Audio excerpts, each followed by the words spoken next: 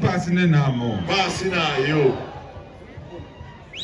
kune nyaya yavakanzwa shefu vedu vaMnangagwa vakandituma kuti ndishande nemabhenki emuno.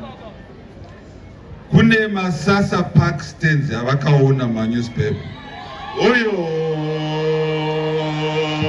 saka tiri kuongorora nyaya iyi kuti mabhenki abhadhere munhu uyu mari yacho, vanhu vacho vemastenzi waye vagobhadhara over 5 years. Oyo. Masasa pakitarangarirwa iwe. Kurudza. Saka ndiri kutaura nevanhu vacho kuti tigadzirise nyaya yacho. Takatanga kutaura navo nezuro, tichanoudza vakuru bhenki ravapo richabhadhara, imi mozobhadhara bhenki mari yavo over 5 years. Oyo.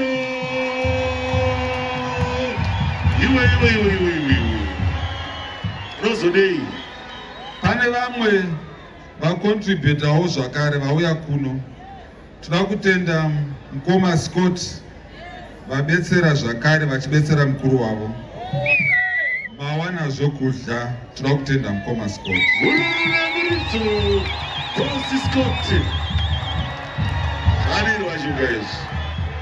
Tinoda kutenda zvakare comrade Mano vari kupi?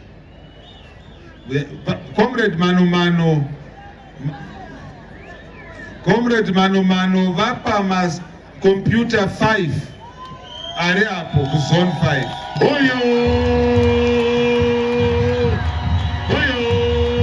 Ati aiwa, tinoda kubetsera mukuru wedu kuti ZANU-PF zone 5 inge ine makompyuta. Ururu nemuridzo. Zvadirwa shuka pazone 5. Ayo, hanzi makompyuta aya ndepachikoro pataungana pano. Oyo.